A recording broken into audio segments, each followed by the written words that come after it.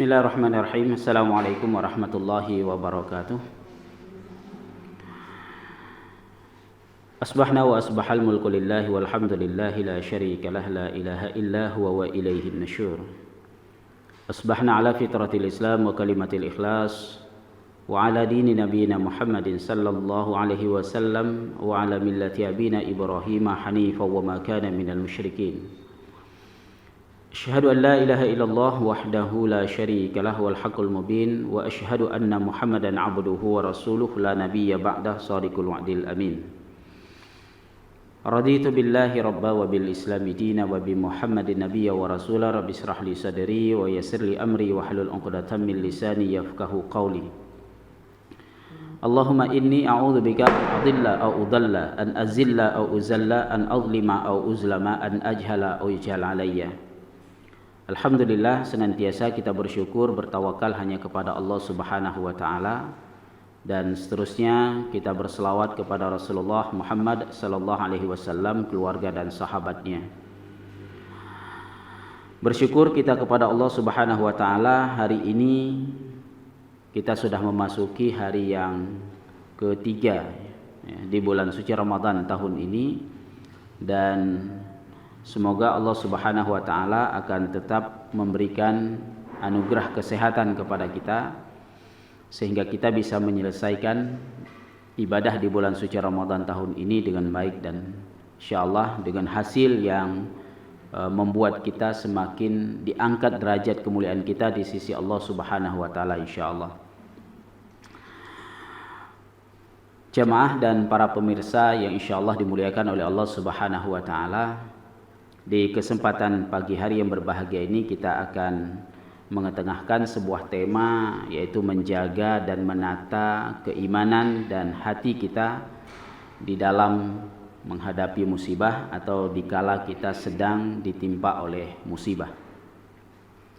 Musibah yang dalam bahasa Al-Quran disebut dengan bala. Allah sering menyebut dengan walanabluwannakum atau liyabluwannakum, dan beberapa kalimat serupa. Bala adalah musibah atau ujian. Bala ini bukan dilawan, ujian ini bukan dilawan, tapi bagaimana kemudian kita mencoba untuk berikhtiar di dalam menghadapi setiap ujian dan musibah itu dengan kesabaran dan ketawakalan kita kepada Allah Subhanahu wa taala. Jemaah insyaallah dimuliakan oleh Allah Subhanahu wa taala, menjaga dan menata hati saat kita sedang bahagia, saat kita sedang berduka cita, bersuka cita, saat kita senang, gembira, lapang, saat kita diberikan kemudahan-kemudahan dan kebaikan, saat kita mendapatkan apa yang kita inginkan, apa yang kita kehendaki, itu sangat mudah. Naif sekali ketika kita bahagia, senang dan lapang tidak bisa menata hati. Naif sekali. Nah sebaliknya, ketika kita ditimpa oleh musibah, oleh ujian, ketika kita diberikan kesempitan hidup, kemelaratan, ketidakbahagiaan, ketika kita diuji dengan berbagai hal yang kita tidak inginkan, atau kita sedang berusaha sesungguhnya untuk menghindari hal tersebut dengan sekuat tenaga kita, tapi ternyata hal itulah yang kemudian menimpa kehidupan kita. Nah, untuk menjaga dan menata hati kita, bahkan untuk menjaga dan menata keimanan kita, ini mulai di dalam kesulitan. Tidak sedikit di antara orang-orang yang ditimpakan musibah, padahal sederhana musibahnya. Katakanlah misalnya kehilangan sepeda motor, kehilangan sepeda, kehilangan jam tangan, atau karena ada sakit, katakanlah sakitnya demam gitu, atau dia belum mendapatkan jodoh, atau yang lebih besar lagi dia mungkin belum mendapatkan keturunan, dan seterusnya dan seterusnya. Jadi ketika ujian itu dia alami, yang terjadi pada sebahagian saudara-saudara kita adalah bukan hanya tidak bisa menata hati, tetapi juga kemudian menggadaikan iman. Tidak sedikit di antara mereka begitu hilang sesuatu dari kepemilikannya, padahal dia masih bisa beli 10 lagi gitu. Hilang sepeda satu harga 2,5 juta, tapi dia punya simpanan tabungan yang dia bisa membeli 10 sepeda lagi. Nah di sini dia bukan malah kemudian menata hatinya agar dia bisa menerima keadaan itu dengan bermunajat kepada Allah Subhanahu wa taala dengan doa terbaik. Ya Allah, kalau memang ini adalah milikku yang halal dan ternyata kehilangan ini adalah bagian dari yang telah Engkau atur dalam kehidupanku, maka aku sungguh yakin bahwa apa yang Engkau atur itu yang terbaik, dan jika itu memang milikku yang halal, kembalikan ia, jika pun tidak, jadikan itu menjadi halal bagi yang mengambilnya, dan Engkau berikan hidayah kepada orang yang mengambilnya, kemudian menjadi perilaku yang terakhir baginya, dan dia tidak akan mengulang lagi apa yang ia lakukan terhadap diriku pada hari ini. Nah ini kan munajat yang terbaik, ini doa yang terbaik untuk kita dan untuk orang yang mengambilnya. Ya, bisa jadi dengan karena doa kita dia mendapatkan hidayah, dengan karena doa kita dia terakhir menjadi maling, ya, dengan doa kita justru sepeda itu sangat bermanfaat untuk dia. Sementara kita diganti dengan yang lebih baik oleh Allah Subhanahu wa taala, mungkin bukan dalam bentuk sepeda, tetapi dalam bentuk yang lain, yang lebih baik menurut Allah Subhanahu wa taala. Tidak lantas kemudian dengan karena hilang sepeda, iman kita gadaikan, kita datangi dukun, kemudian kita bertanya kepada dukun, ya, kita datangi paranormal, ya, yang abnormal itu, kita tanya kepada dia, kemudian kita mulai melakukan kemusyrikan dalam rangka untuk mendapatkan kembali apa yang sudah hilang dari diri kita. Nah, ini menunjukkan bahwa tidak sedikit orang yang tidak bisa, bukan hanya tidak bisa menata hati, tetapi bahkan dia tidak mampu menjaga keimanannya dalam keadaan kondisi seperti itu. Ya. Jemaah insyaallah dimuliakan oleh Allah Subhanahu wa taala. Adalah sebuah kefitrahan, keniscayaan dalam kehidupan setiap orang, siapapun dia, bagaimanapun keadaan kehidupannya. Yang namanya ujian dan musibah itu mesti terjadi dan pasti terjadi. Bukan 1-2 kali, tapi silih berganti. Ya, dari satu ke yang lainnya sampai kita mati, Allah akan tetap terus menguji kita. Allah akan tetap terus memberikan musibah-musibah kepada kita yang menyebabkan kita di sana kemudian Allah akan melihat liyabluwakum ayyukum ahsanu amala. Siapa di antara mereka yang terbaik amalnya? Atau sebaliknya, siapa di antara mereka yang kemudian buruk sekali, bukan hanya amalnya tapi juga imannya, disebabkan musibah yang Allah Subhanahu wa taala berikan itu. Makanya kemudian Allah mengatakan di dalam surah Al-Baqarah pada ayat 155 sampai dengan 157. A'udzubillahi minasyaitonir rajim. Walanabluwannakum bisyai'im minal khauf wal ju'. Sungguh kami pasti, ya, kalimatnya lanabluwannakum, pasti, taukid. Sungguh kami pasti akan menguji, ya, menimpakan musibah-musibah kepada manusia bisyai'in, dengan sesuatu. Mulai dari yang kecil sampai yang besar. Tapi satu hal yang pasti Allah mengatakan la yukallifullahu nafsan illa wus'aha. Allah tidak akan memberikan beban-beban kepada manusia itu melampaui daripada kemampuan dia sendiri. Artinya, setiap ujian, musibah, peristiwa, insiden yang terjadi dalam kehidupan kita itu sudah seukuran dengan kemampuan kita menurut Allah, bukan menurut kita. Karena kacamata manusia itu lemah sekali, dan biasanya manusia itu hanya melihat dari satu sudut pandang saja, satu sisi saja. Sementara Allah Subhanahu wa taala, ya, dalam pandangannya menyeluruh terhadap diri kita, sehingga Allah menganggap kita mampu. Dan kita tidak boleh mengatakan, ya Allah saya tidak mampu. Karena sesungguhnya kehidupan kita atas zon kita dan keyakinan kita kepada Allah Subhanahu wa taala. Bagaimana zon kita terhadap diri kita dan bagaimana keyakinan kita kepada Allah, begitulah Allah akan kondisikan kehidupan kita. Ketika kita mengatakan, ya Allah saya bisa, dan Engkau yang membantu saya untuk bisa, maka Allah kondisikan kita bisa. Ya Allah saya mampu, dan Engkaulah yang memampukan saya, maka Allah akan mampukan kita. Jadi tidak ada hal yang mustahil bagi Allah Subhanahu wa taala ketika kita menyerahkan diri kepada Allah dan meminta bantuan, pertolongan Allah Subhanahu wa taala terhadap diri kita. Kita mau jadi orang sabar, kalau nggak berdoa agar Allah menjadikan kita orang sabar, nggak jadi itu barang. Jadi ketika kita ingin menjadi hamba yang bersyukur, ya Allah jadikan saya sebagai hamba bersyukur. Ketika kita ingin menjadi orang yang bersabar, ya Allah jadikan saya sebagai orang yang sabar. Jadi minta kepada Allah dan yakinkan diri bahwa saya bisa, saya mampu gitu. Dan Allah yang akan memampukan kita. Allah yang akan membuat kita bisa. Jadi tidak ada yang nggak bisa, tidak ada yang tidak mampu. La yukallifullahu nafsan illa wus'aha. Maka setiap lanabluwannakum bisyai'in itu pasti seukuran kemampuan kita. Dan sesuatu itu bisa jadi khauf, minal khauf, ketakutan. Nah, seperti yang kita alami hari ini. Ya. Kalau kita di beberapa wilayah yang belum terkena dengan dampak COVID-19 itu, ya belum ada pasiennya maksudnya. Kalau dampaknya sudah mulai terlihat, tapi pasiennya belum ada, kita belum merasakan hal itu sebagaimana saudara-saudara kita di wilayah yang lain, di negara-negara yang lain, yang sampai ada rekor satu hari mati 3.000 orang.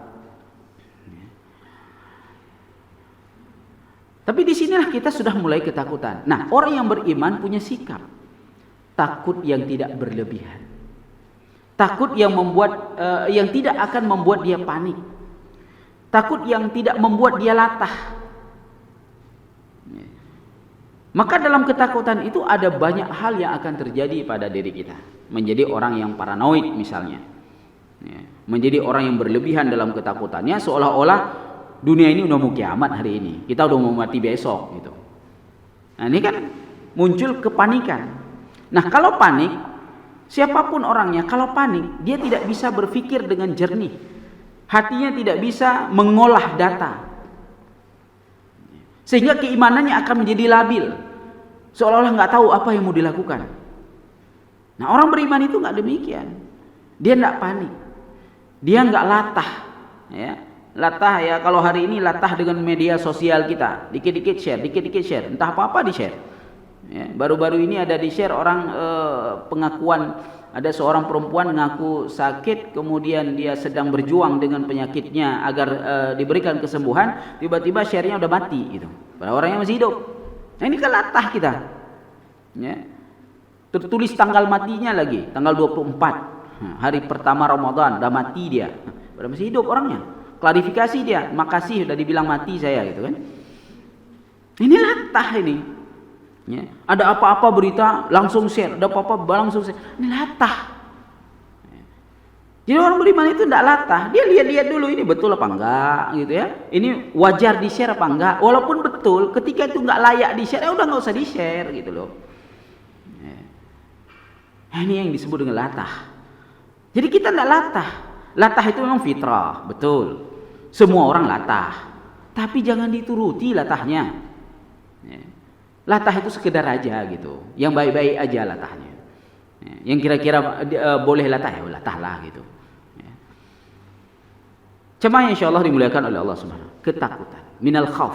Dan biasanya ketakutan ini akan diiringi dengan berikutnya walju, kelaparan. Nah, hati-hati.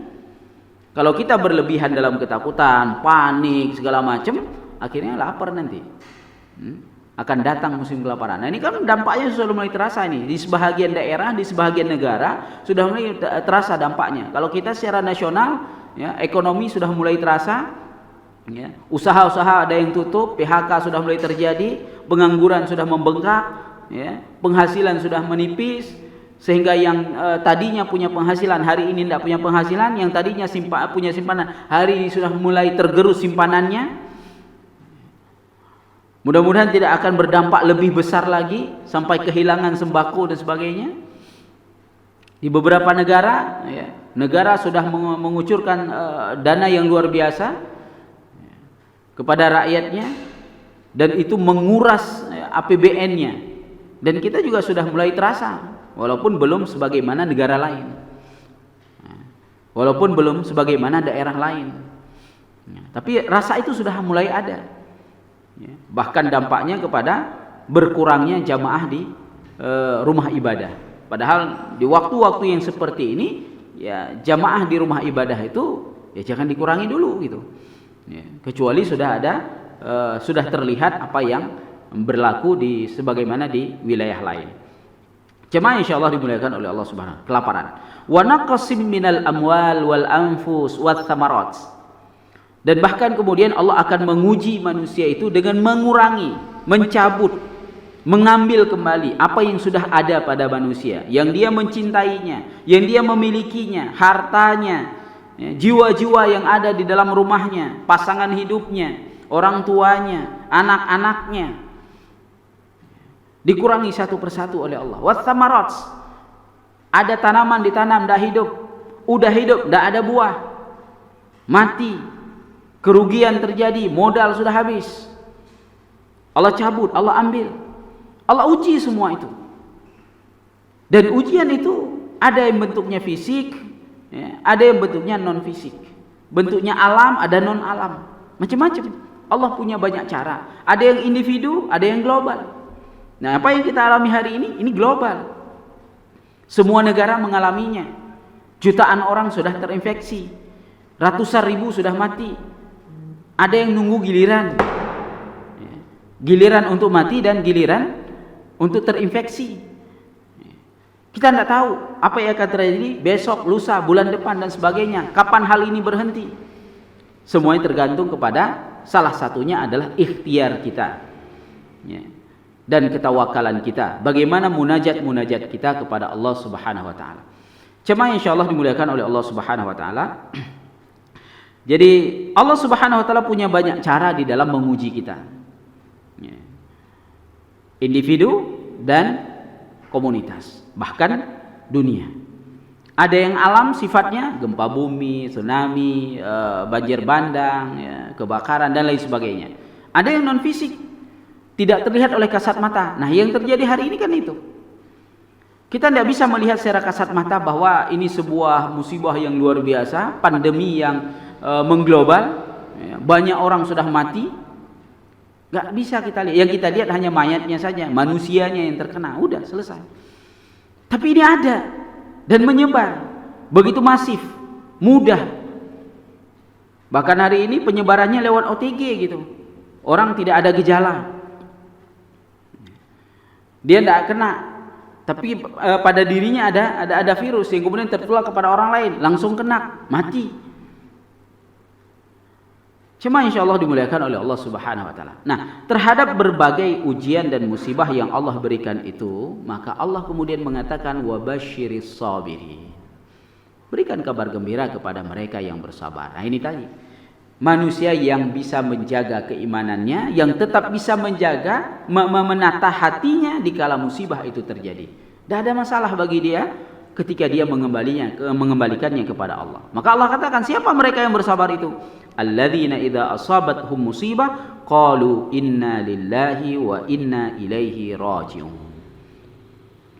Mereka orang yang ketika ditimpakan musibah, yang ketika ditimpakan bala itu, ujian itu, dengan penuh kesadaran dia mengatakan ini settingan Allah, ini datangnya semua Allah, ini diciptakan oleh Allah, kita datang dari Allah. Allah yang akan menyembuhkan, Allah yang akan mengangkat penyakit ini, Allah yang akan meredakan semua musibah ini, dan kita pun semua akan kembali kepada Allah. Terserah apakah karena musibah ini kita kembali kepada Allah atau karena yang lain. Yang jelas mati itu pasti. Mempersoalannya Allah rahasiakan tempat matinya, waktu matinya, kapan matinya. Jadi mulai dari tempat, sebab, waktu, semuanya dirahasiakan oleh Allah Subhanahu wa taala tentang kematian itu. Nah, orang yang bersabar itu adalah orang yang mengembalikan semua urusannya kepada Allah dengan ikhtiar yang dia lakukan, dengan tetap menjaga keyakinannya kepada Allah, optimisnya terhadap Allah, husnuzonnya dengan Allah. Nah, orang yang tidak bisa menjaga keimanan, orang yang tidak bisa menata hati saat musibah itu terjadi, maka kemudian yang terjadi adalah dia pesimis dengan Allah, putus asa dari rahmat Allah, yang bahkan kemudian dia suudzon dengan Allah, dia buruk sangka dengan Allah. Nah, inilah yang akan menghantarkan dia kepada kemusyrikan. Akhirnya syirik itulah yang akan dilakukan. Tidak punya anak, ya, pergi ke dukun. Belum punya jodoh, pergi ke dukun. Mau kawin ke dukun, mau punya anak ke dukun, ya, mau dapat kerja ke dukun. Sakit padahal cuma flu, minum prokol juga udah sembuh, ke dukun juga. Sakit gigi ke dukun. Ya. Jadi semua persoalan diselesaikan dengan para abnormal, ya, dengan para dukun. Dia mengamalkan kemusyrikan. Dan itu tidak sedikit. Karena ketidakmampuan menjaga keimanan, ketidakmampuan menata hati saat musibah itu terjadi. Padahal sesungguhnya segala sesuatu yang terjadi dalam kehidupan kita, baik buruk, senang tidak senang, bahagia atau sengsara, lapang sempit, miskin kaya, itu semuanya adalah ujian. Nah, tinggal bagaimana kita menata hati kita saat kita menghadapi semua hal itu. Ada manusia yang kemudian sukses menghadapinya, menjalaninya, sehingga terjaga keimanannya. Ada manusia yang tidak sukses, yang kemudian tergadaikan imannya dan hatinya pun menjadi rusak.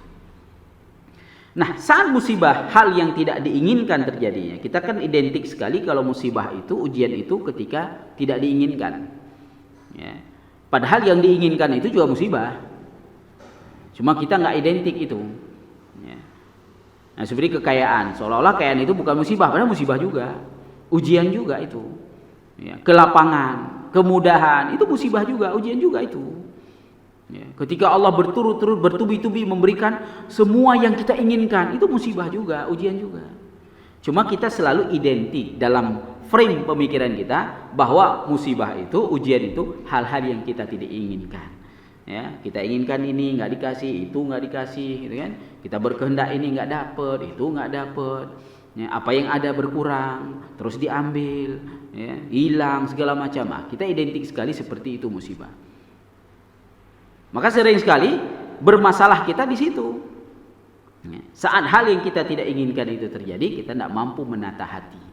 Ya, terjadinya kemusyrikan, tidak mampu kita mengelola. Ya, apa yang sesungguhnya harus kita kelola dengan baik. Dan pengelolaan itu ada pada keimanan kita. Pengelolaan itu ada pada kesabaran kita, ketawakalan kita, ya, di hati.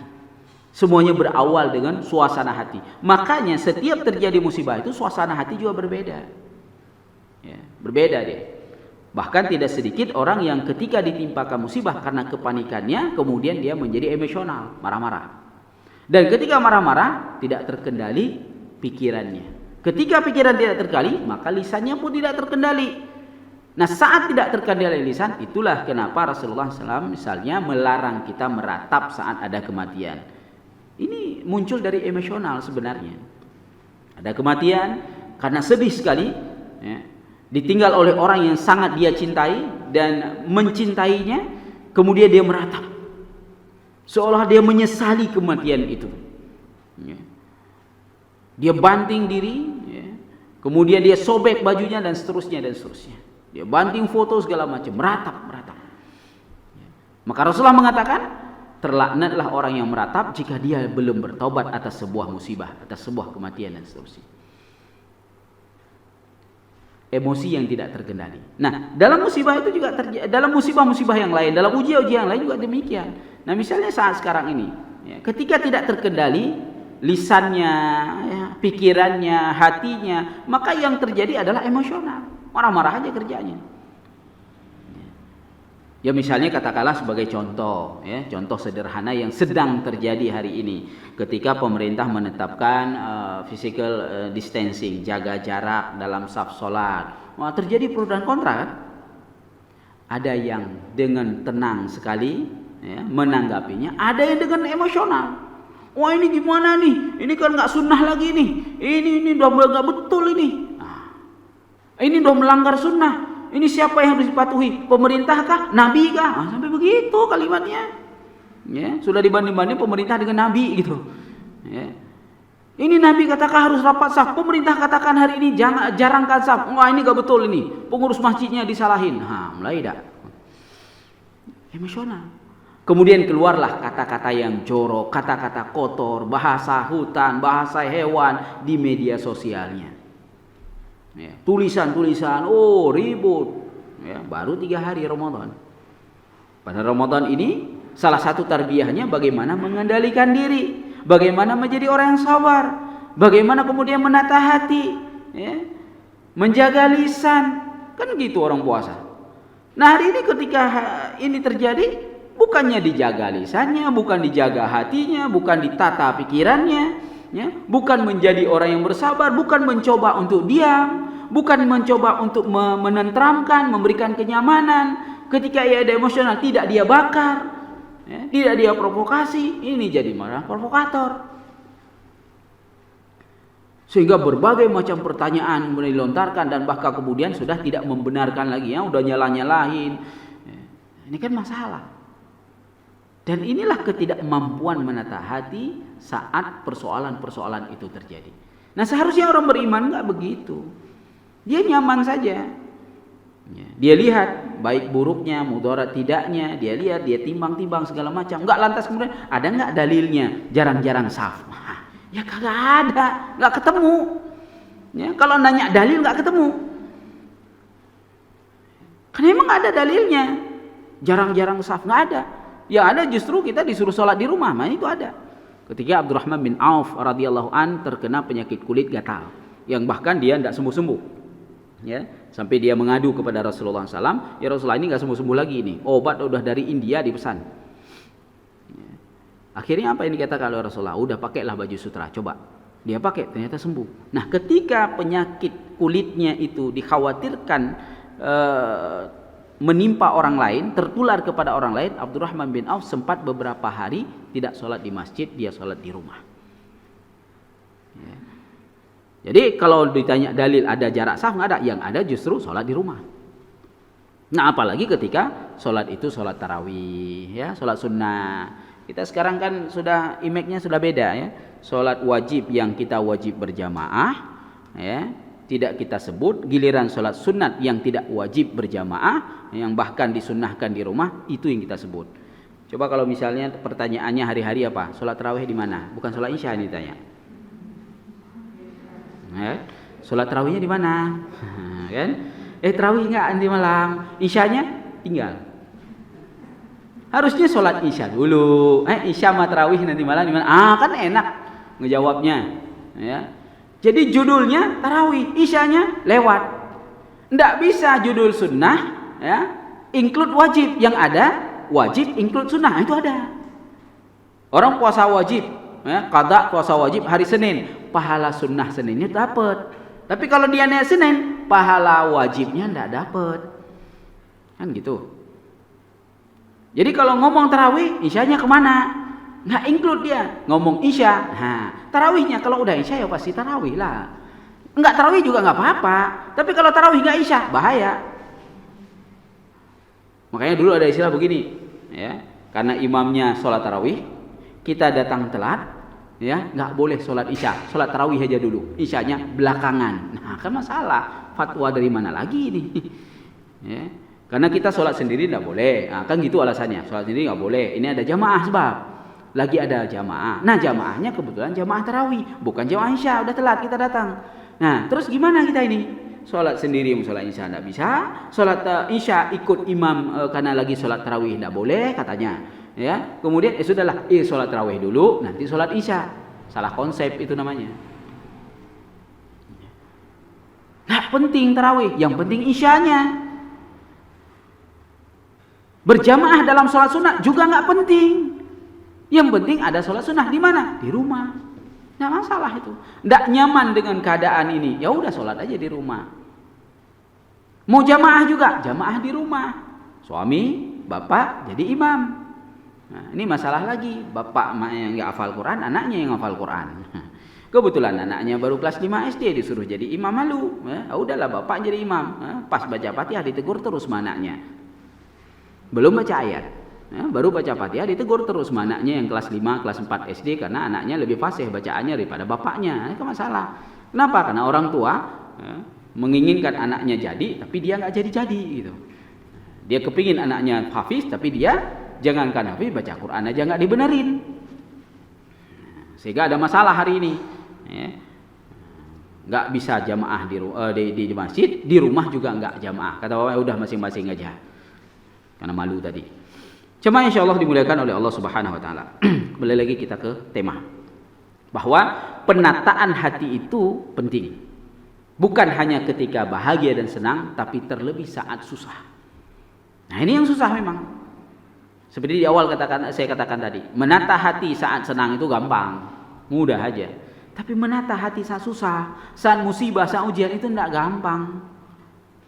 Makanya Allah katakan tadi, ya, di surah Al-Mulk, ya, dia beluakum ayyukum ahsanu amala. Bahwa ujian itu adalah untuk menguji siapa yang terbaik di antara kalian. Siapa yang akan terlihat baik hatinya, imannya, lisannya, otaknya, pikirannya, semua terlihat baik dengan adanya musibah itu. Atau sebaliknya, dia justru dengan musibah itu terlihat buruk. Semua disalahin. Tidak ada yang tidak salah. Cuma dia yang betul, dia juga nggak betul. Kayaknya jadi masalah. Emosional yang tidak terkendali. Bisa memunculkan apapun dan apa saja. Ya, di dalam dia menghadapi musibah itu. Cuma insya Allah dimuliakan oleh Allah Subhanahu Wa Taala. Maka oleh karena demikian, Allah Subhanahu Wa Taala memberikan janji kabar gembira tadi kepada orang yang mampu menjaga keimanannya, yang mampu menata hatinya, yang bisa bersabar dan bertawakal ya, kepada Allah dengan ikhtiar-ikhtiar yang dia lakukan secara optimal, secara maksimal, tetap optimis kepada Allah Subhanahu Wa Taala, tidak berputus asa dari rahmat Allah, husnuzon dengan Allah. Ya, dia berwala dengan Allah sepenuhnya, maka ulaika alaihim salawatun mir rabbihim wa rahmah wa ulaika humul muhtadun. Nah ini yang dalam bahasa simple dan singkat sering kita ucapkan, ada hikmah, pasti ada hikmah di balik musibah. Dan inilah kabar gembira yang Allah berikan kepada orang yang bersabar itu, bahwa Allah Subhanahu Wa Taala akan memberikan salawatnya, akan menurunkan rahmatnya, akan memberikan hidayahnya. Dan bentuk-bentuk salawat, rahmat dan hidayah Allah inilah yang kita tidak mengetahuinya. Kapan kita tahu? Ketika kita sudah merasakannya, ketika kita sudah menerimanya. Dan itu semuanya hasil ya, dari kemampuan kita di dalam menjaga iman kita, di dalam menata hati kita, dengan kesabaran dan ketawakalan kita kepada Allah Subhanahu Wa Taala. Maka kita dapat itu. Nah ketika iman tidak bisa dijaga, hati tidak bisa ditata, sabar juga terbatas, tawakal juga antara ya dan tidak, bagaimana mungkin kita akan mendapatkan semua hikmah itu? Ya, akan mustahil. Ya, Allah tidak akan memberikan selawatnya, rahmatnya, hidayahnya kepada kita. Ya, apalagi ketika musibah itu panjang, lama. Ini kan lama, panjang ini, dari akhir 2019 sehingga namanya COVID-19. Ya, sampai kapan kita belum tahu nih. Apakah sampai bulan April, bulan Mei, sampai selesai Ramadan, atau Lebaran kita masih seperti ini, atau sampai haji. Haji pun kita belum tahu ini gimana. Hari ini di Masjidil Haram, orang yang sholat itu didata. Sekian orang. Sifulan. Setelah lewat pengetesan, swab, segala macam, habis semuanya. Medis disiapkan, alat medis disiapkan. Sehingga saf sholat di Mekah itu, ya kalau jangankan dikatakan satu saf penuh, ya, emang beberapa orang. Ya, seperti malam kita bisa lihat di beberapa media sosial, ya, safnya hanya beberapa orang. Kemudian jarak safnya kalau dalam saf antara orang dan orang tetap rapat, cuma jarak safnya jadi 2 saf satu saf. Ya. Jadi kalau dulu itu bisa 2 saf, sekarang 1 saf. Jadi dijarakkan ke belakang. Dan hanya berapa orang terdata berapa orang yang boleh sholat. Kayak di data dapat jatah apa gitu ya. Si fulan malam ini boleh sholat, yang lain tidak boleh masuk pun. Nah haji gimana? Nggak tahu kita. Sampai hari ini belum ada pengumuman apakah akan ada haji pada tahun ini atau tidak. Insya Allah kalau haji jadi minimal untuk mereka yang ada di sana di tanah haram. Untuk penduduk Mekah Madinah mungkin tetap ada. Nah, tapi untuk menerima tamu dari luar negara atau bahkan tamu dari luar Mekah Madinah itu, ini yang belum diumumkan. Potensi tidak ada, sangat besar. Kalaupun ada, hanya 50%. Itu pun mungkin ditentukan usianya, kesehatannya, negara mana saja yang boleh. Dan haji tahun depan yang udah jatah tahun ini harus menunggu ke tahun depan, yang tahun depan melangkah lagi. Nah, ini kan bergeser ini. Kalau udah bergeser begitu, usia, belum lagi berbicara tentang usia, apakah masih sempat atau tidak? Allahu a'lam bishawab. Hanya Allah Subhanahu wa taala yang mengetahuinya, dan kita serahkan semuanya kepada Allah. Yang penting upaya kita sudah ada. Tidak berputus asa dari rahmat Allah, tidak pesimis dengan Allah, tidak suudzon dengan Allah. Nah, ini yang paling penting. Jangan kemudian gara-gara Covid-nya haji-haji enggak boleh. Enggak boleh bahasa begitu. Ya. Ya Allah, mana yang terbaik menurutmu ya Allah? Kalau memang hari ini saya berangkat, tahun ini berangkat, ya itulah yang terbaik. Kalau menurutmu tahun ini tidak ada haji dan hingga kami tidak berangkat para calon jemaah haji tahun ini, ya sudah, itu menurutmu lah yang terbaik. Oh, mati ya sudah. Ya. Pahalanya sudah dapat kok. Allah sudah catat kebaikan-kebaikan niat kita, tujuan kita, apa yang kita rencana, sudah dicatat semuanya oleh Allah Subhanahu wa taala. Jemaah insyaallah dimuliakan oleh Allah Subhanahu wa taala. Maka yang paling penting dalam setiap peristiwa dan insiden yang terjadi dalam kehidupan kita, kita harus dapatkan janji Allah itu. Salawat, rahmah dan hidayah. Ulaika alaihim salawatum mir rabbihim wa rahmah wa ulaika humul muhtadun. Kita harus dapat itu. Kalau kita tidak dapat itu, menunjukkan bahwa ada kerugian besar. Udahlah kita diuji, udahlah kita ditimpa musibah, apa yang dijanjikan oleh Allah kebaikan yang harusnya kita dapatkan selesai musibah itu, kita tidak dapat. Ruginya berkali-kali, bukan 2 kali, berkali-kali. Karena ujian itu pasti merugikan, musibah itu ya merugikan.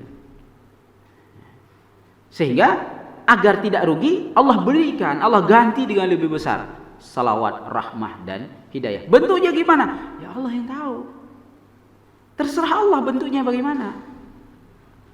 Kapan kita tahu? Ketika kita sudah dapat, ketika kita sudah merasakan, ketika kita sudah mengalami, kita dapat. Kalau enggak, ya enggak.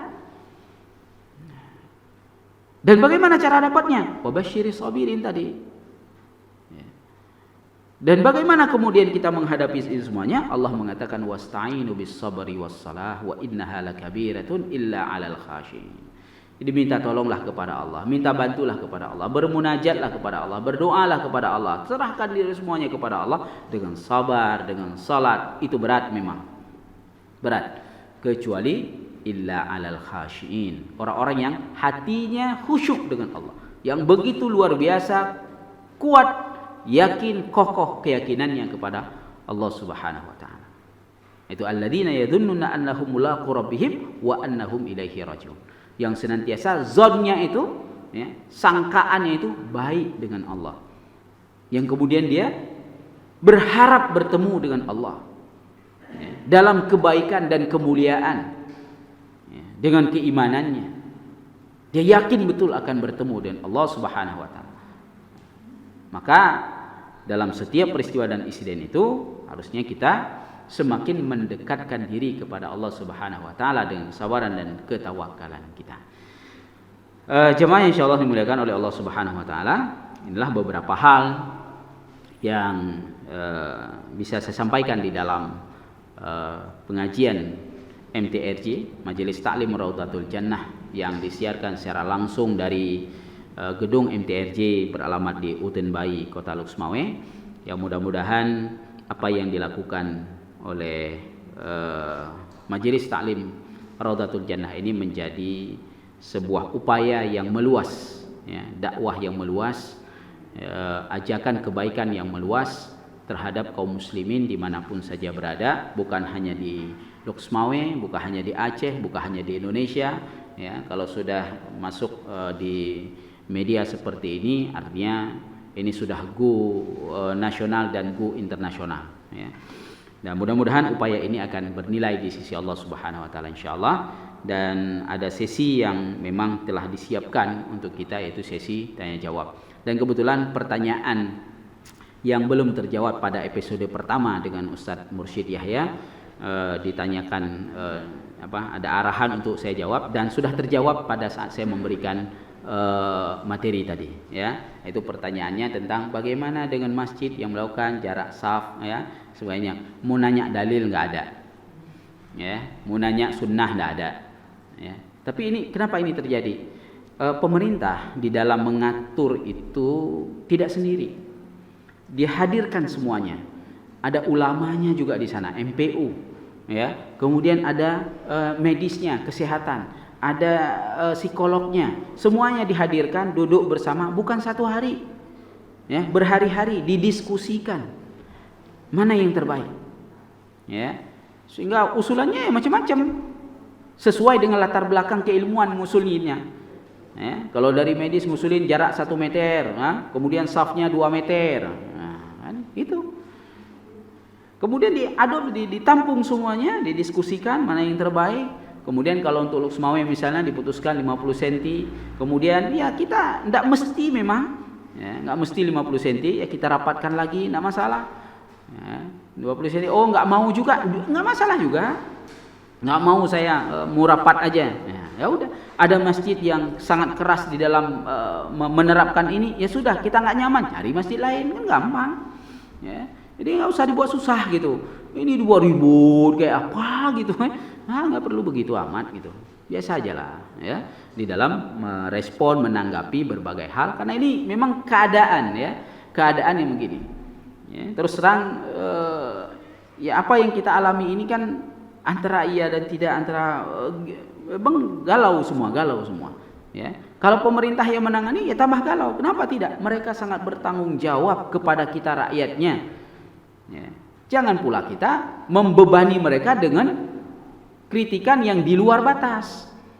Ya. Saya kasih satu contoh dulu gini. Ali bin Abi Thalib pernah ditanya oleh seorang tabi'in, "Wahai Ali, kenapa masa pemerintahanmu ini kacau balau, perang saudara lah, ya, entah apa yang terjadi. Masa Rasul nggak ada kayak gini, ya, walaupun dia nggak hidup masa Rasul." Apa jawaban Ali bin Abi Thalib? Masa Rasulullah yang jadi rakyat itu model saya, Abu Bakar, Umar, Utsman, Abdurrahman bin Auf, Ubaidillah dan seterusnya. Model itu sami'na wa ta'na aja apa yang diatur oleh Nabi. Bahkan ketika kami berselisih, ya, kemudian saat Rasulullah memutuskan suatu yang tidak sependapat dengan kami, bahwa pikiran kami melawan, tapi kami harus taat. Perjanjian Hudaybiyah misalnya. Betapa merugikan kami, kata Ali bin Abi Thalib. Ya. Tapi Rasulullah memutuskan seperti itu. Para sahabat sebahagiannya awalnya itu emosional dalam meresponnya, tapi kemudian mengatakan, udahlah ini memang sudah keputusan. Ya, walaupun perjanjian dengan orang kafir, Rasulullah tidak mau dilanggar, ya sudah kita terima. Jadi model kami, kata Ali, yang dipimpin oleh Rasulullah, makanya aman. Nah hari ini yang saya pimpin model kamu, kata Ali. Ya. Protes saja kerjanya, kritik ya kerjanya, solusi nggak pernah ada. Ya. Yang nggak jadi mufti, yang belum layak jadi mufti, ya, istilah kasarnya orang bodoh jadi mufti hari ini. Ini masalahnya. Kemudian kita lihat di awal-awal pandemi ini terjadi di media sosial, ya, terlihat akidahnya apa? Ada yang Qadariyah, ada yang Jabariyah, ya. Jadi bukan lagi ahlu sunnah, ngakunya ahlu sunnah, tapi ketika dia berkomentar udah Jabariyah, udah Qadariyah. Terlihat ya ukuran-ukuran akidahnya. Kenapa? Ada kebanyakan dari mereka memang tidak begitu memahami tentang ilmu tauhidnya, tapi sok jadi ilmuwan tauhid gitu. Nah ini jadi masalah kemudian. Ya, maka kita tidak perlu merespon dengan emosional, tapi responlah dengan kepala dingin, tata hati lagi, ya, dan kemudian kita ikuti saja arahan-arahan itu. Karena sesungguhnya bila hal ini terjadi, ya, kita tidak mampu melawannya, kita tidak mampu menghadapinya sesungguhnya. Ya, istilah kasarnya kalau dalam bahasa Aceh, meunati pluhro mentailu mawe kenong, yo, nama grup dia untuk. Jadi hogolom kenong, atasi dulu. Ya, kita bukan dilawan ya, karena kok dilawan bala gitu ya. Lawan COVID-19, lawan corona, salah bahasanya. Ya. Atasi, cegah, berikhtiar untuk tidak kena, gitu bahasanya, bukan lawan. Kok virus kok dilawan gitu ya. Jadi bahasa juga perlu ditata kembali. Tapi mungkin ada pertanyaan-pertanyaan yang masuk, ya. Alhamdulillah sudah ada beberapa pertanyaan yang masuk melalui media sosial dan ditulis oleh tim panitia. Saya bacakan ya.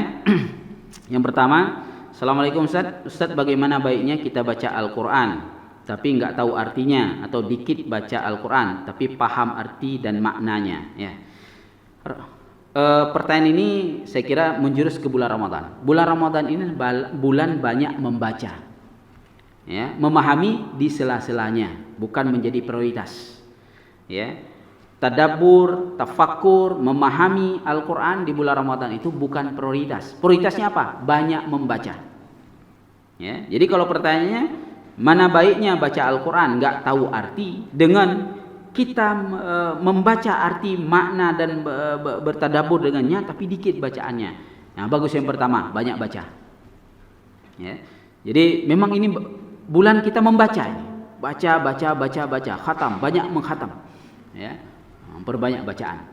Nah, persoalan kita mau memahami arti, nah itu dalam ruang-ruangnya saja. Kalau dulu misalnya pada tahun-tahun yang lalu ada banyak majelis taklim, ya, kajian yang memberikan ruang kepada kita untuk memahami Al-Quran.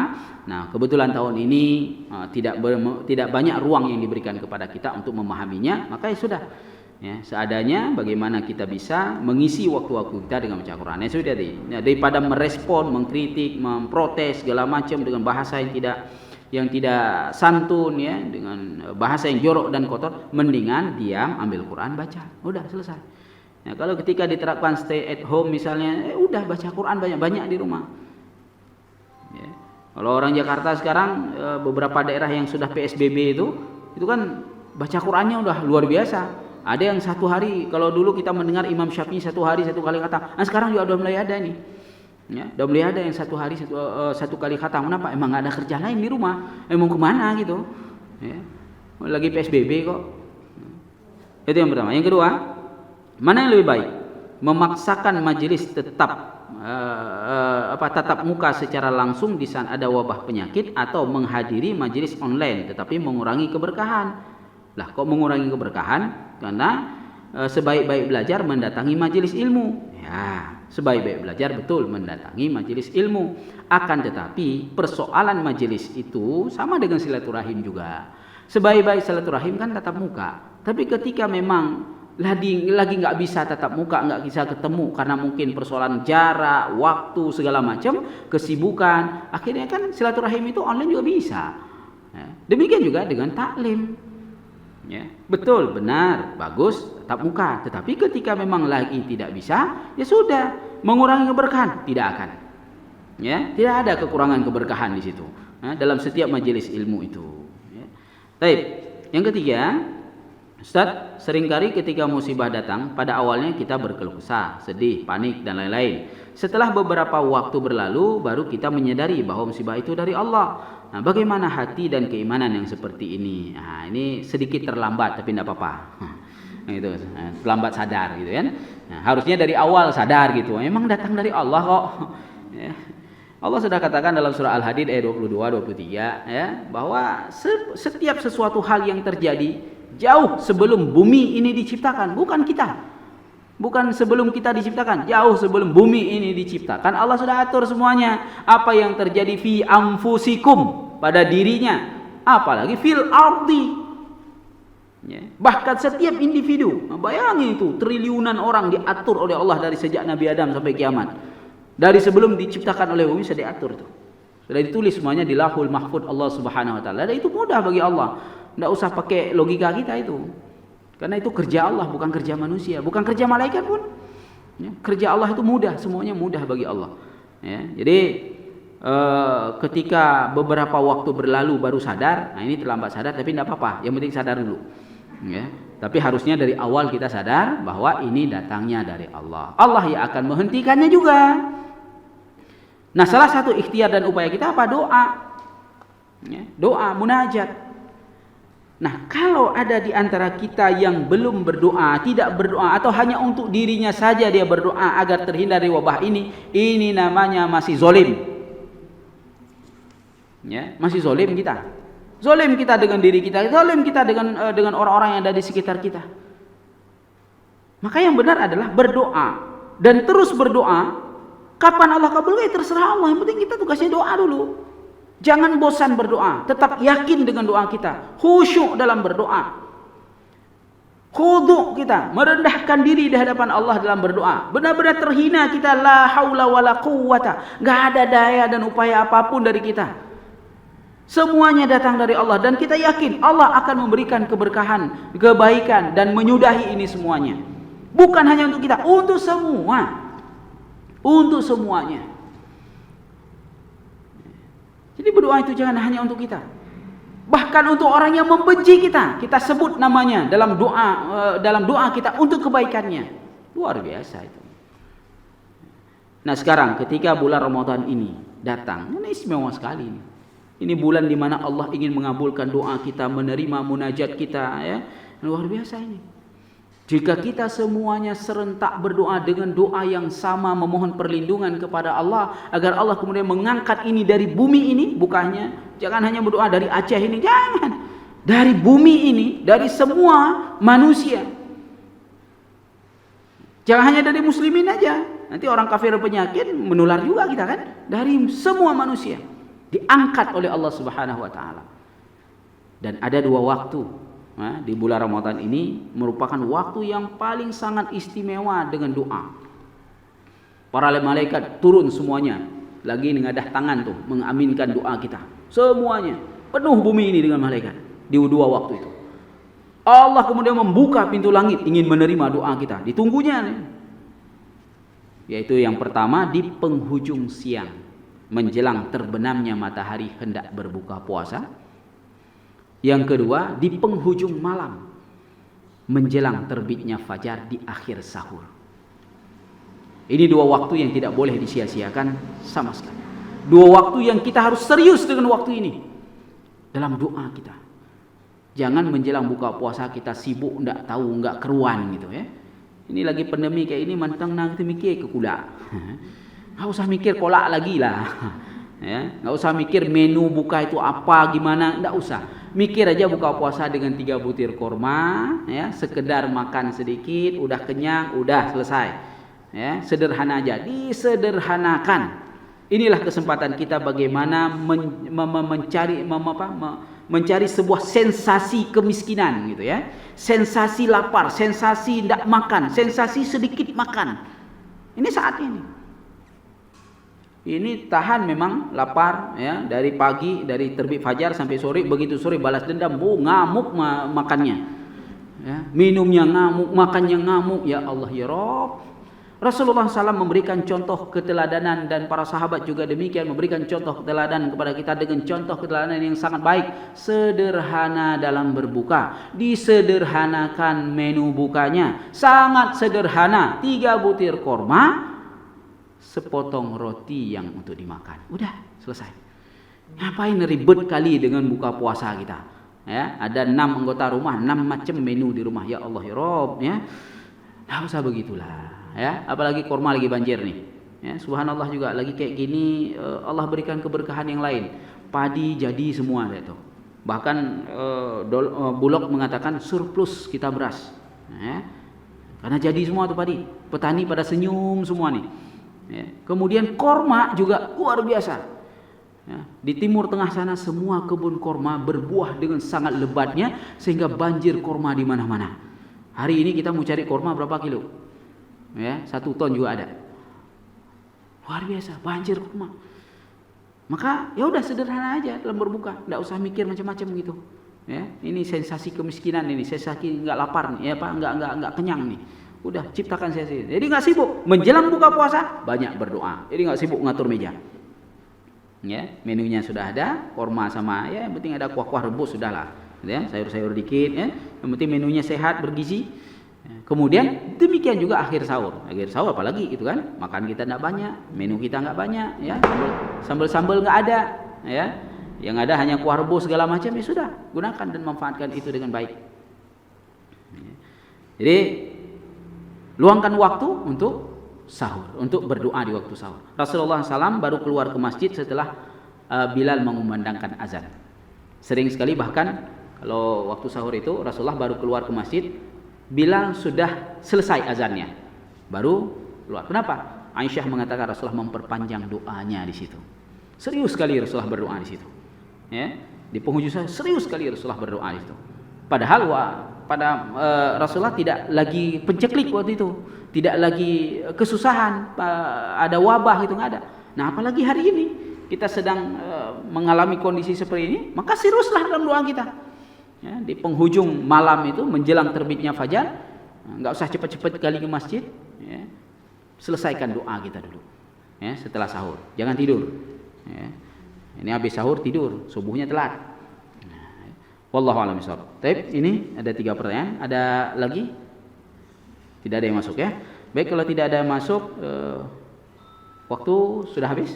Ya, sudah habis juga waktunya. Sudah jam 8. Nah, mudah-mudahan ada manfaatnya di pertemuan pengajian online di pagi hari yang berbahagia ini. Kebetulan yang hadir juga banyak, cuma syutingnya nggak ke jamaah, ya. Nggak banyak kali sih. Physical distancing di sini tetap terjadi, ya. Jarak dijaga. Ya. Mudah-mudahan ini semuanya menjadi bagian dari perenungan kita di dalam perjalanan Ramadan kita hari ini, ya, pada tahun ini, dan semoga Allah Subhanahu Wa Taala segera mengangkat penyakit ini, ya, dan melindungi kita dari terkenanya wabah ini insyaallah. Aku qouli hadza wa astaghfirullah li wa lakum. Subhanakallah wa bihamdik asyhadu an la ilaha illa anta astaghfiruka wa atubu ilaik. Assalamualaikum warahmatullahi wabarakatuh.